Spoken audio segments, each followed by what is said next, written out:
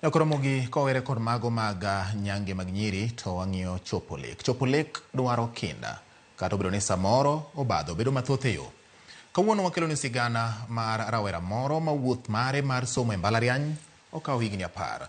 Ma e kaka jafwambo marwa Efi Nyakidi loso sigana mar Kevin Okumu manoloko ngimane kendo chiwo ranyisi ni gima ber nyaka timne kinda.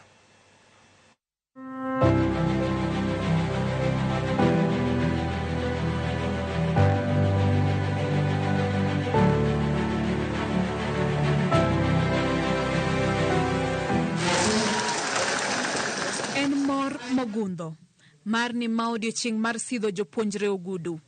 Kata kamano ne Kevin Okumu ma ok en mana nyasi. Giko ochopo lek mare ma osekwak kod achiedh nade. E kinde ma japuonjre ochako sombe e mbalariany, geno mare en tieko tok higni 4. Chal makama opogore gi mano mar Kevin Okumu ma koro sidho ogudu tok higni 10.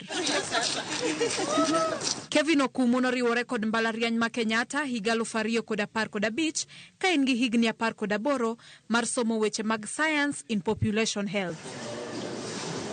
Kata kamano, dwe achiel tok chako sombe e mbalariany no, lek mare noduogo chung' mar ni nowito jonyuolne e masira mar apaya.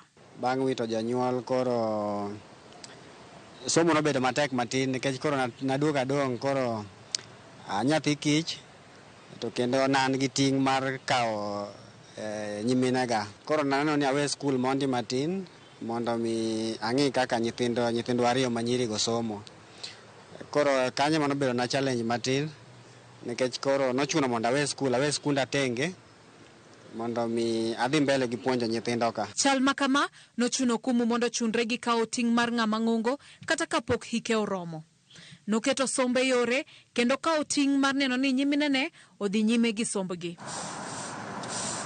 E kindego nochako timo tije lwedo kaka yorno mar yudo yuto manyalo sire kod anyuola mare. Bang' wito jonyuol ga bedo gi shida matindo go to kata kamano nadonje tije moko.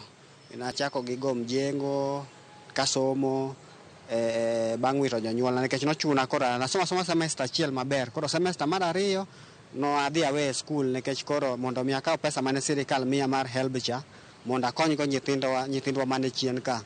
Nadhi amiyo gi priority nikech an naneno ni at least asechopo kumoro anyalo ndiko mana barua ta we skul matin mondo amak lwet nyithindwa ka. Tok koso somo kuom thuolo mar higni 5, Okumu nodok dhi nyime gi sombe. Kata kamano, kaluwore gi pek mar yudo omenda mar siro sombe, nochuno many tich gi kambi moro, kamano yude thuolo mar tiyo tije kaka mag loso alwora makare kod luoko choche. Magi duto notimo kendo klas bende ne chuna ni nyaka odhiye.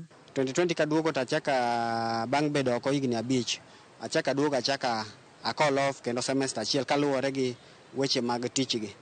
Weche mag koso pesa.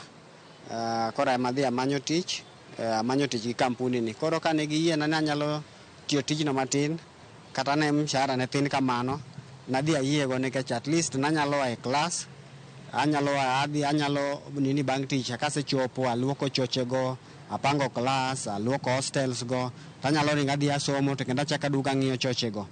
Tatimo mate ka ochopo godhiambo tachaka medo kendo gi tija moro auso ne nyithindo sweets oko kanyo mondo mi ayud kaka ayudo gimoro matin man bende anyalo oro ne nyithindwa ka dala tamba anyalo konyora go Nairobi ka weche mag chulo ot kod gik makamago. Okumu lero ni tijni okosebedo mayot kendo moko kuom jopuonjre osekete rang'iny mopogore ka gipenjo gimomiyo otimo tije machalo kamano. Tijwa ni moloyo ka in nyathi skul, nyathi university, isomo, jowadu neni kiluoko cho to ichaki somo, nitiere kaka gikawi, ok anyal luonge ni achaya ahinya, but nitiere kaka gikawi ka okech tijno gihero, ok en tich mayot mondo iyud nyathi skul masomo matimo digri to chako dhi e cho, iluoko negi cho, iluoko negi hostels, ipango negi classes, iyweyo negi classes, igo dust classes go.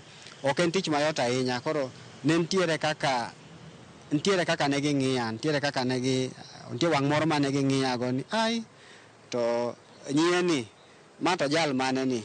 Kata kamano, tijni owacho ni osemakone kama duong' kaluwore gi jogo mosemako lwete kendo weche makama ok nyal duoke chien. Thoth nyithi skul, nyithind university okie ga tiyo tija bilagi. Kech owacho ni samoro yuto mar tijno tin, en tich molil. To kata kamano bang' wuoyo gi wuon kampuni ni, wan waluonge ni mama, waluonge kaka minwa, nikech anyalo luonge ni minwa nikech ng'uono manomiya no. Koro kano yiena mar timo tijno adhi atima ma atieko. Koro kuom ng'uono manomiya gi chance manomiya mar somo no, agone erokamano kuma entie. Tijani pod ok abi weyo nikech en ema an kode lweta.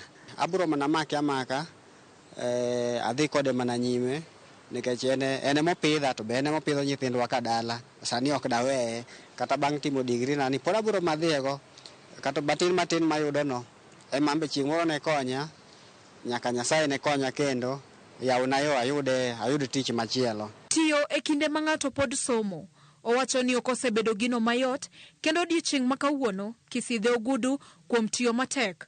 Okumu nigi mor ni giko ochopo lek mare kod mano mar jonyuol mage. Kuom jonyuol na manosenindo, amor kata ka gionge, amor ni achopo lek mane gin go koda, ni nitie chieng' moro ambe nasomo matieki. Koro kata ka odiechieng' ma kawuono ni an amor ni kuma gintie, kuma ginind gi kwe, to amor ni amek gi proud kumoro amora ma gintie. Kata obedo ni wakawo higni 10, to kata kamano chunywa ok otho. Alam mare maduong' koro en yudo tich kaluwore gi gino mosomo e mbalariany, kendo mondo dhi nyime gi siro nyithindgi ahinya to e yor somo kod tich. En lekna kendo genona ni bang' yudo degree na ni, Nyasaye biro yawona yo ma ayude tich moro madhi gi gima asomo ni, mondo mi an be ayude gimoro, amak go lwet nyithindwa ka kod jodalawa ka, mondo mi akonygi nikech nitie jaluw bang'a moro manok otimo maber ahinya e klas ne penjne mar klas 12. Ka nitiere ng'ama winja manyalo mako lweta kendo ayude kumoro kendo amaki kadhi mondo mi ayude go gimoro manyalo konyogo nyithindwa go. Wuodh Kevin Okumu en ranyisi ni tich matek nyago lemo kata kaponi odeko. Efi Nyakidi, Ramogi TV, Nairobi.